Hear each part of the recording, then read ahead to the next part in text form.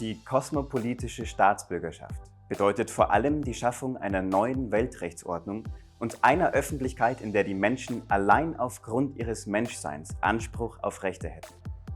Für die Politologin Sheila Ben-Habib steht das zwischenmenschliche Recht auf Gleichheit eines jeden im Mittelpunkt ihrer kosmopolitischen Überlegungen, mehr als das ländergrenzenübergreifende.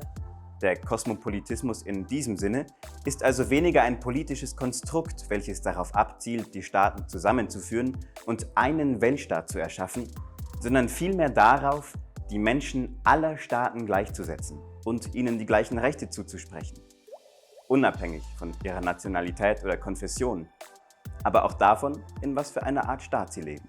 Ben-Habib behauptet, Menschenrechte würden die notwendigen Mindestbedingungen artikulieren, die rechtmäßige Staaten erfüllen müssen, um als Mitglieder der politischen Weltgemeinschaft anerkannt zu sein.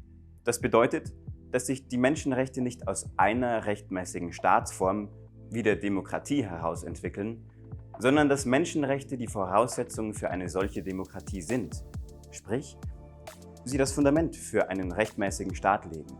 Das utopische Ziel des Weltbürgertums wäre somit gleichzeitig auch das, menschenverachtende Staatsformen abzuschaffen, da sich so jeder Staat an ähnliche Regeln, politische, zwischenstaatliche, aber auch menschenrechtsbezogene Regeln halten müsste, würde eine Art Weltstaat entstehen, der die Gleichheit aller Menschen auf der Welt bekundet. Diese Form des Kosmopolitismus zielt deshalb darauf ab, nicht nur mit Rechtsverfassungen, sondern vielmehr mit Menschlichkeit, Menschenrechte als sogenanntes Privileg abzuschaffen und daraus eine Selbstverständlichkeit zu machen, die jedem zuteil wird, egal welchem Staat er oder sie angehört. Die Realität sieht leider anders aus. Nicht nur die jüngsten Entwicklungen in Afghanistan, wo Mädchen nun der Zugang zur Bildung verwehrt werden soll, sind in dieser Hinsicht besorgniserregend. Noch immer haben Menschen auf der ganzen Welt, in verschiedenen Ländern, eben nicht die gleichen Rechte.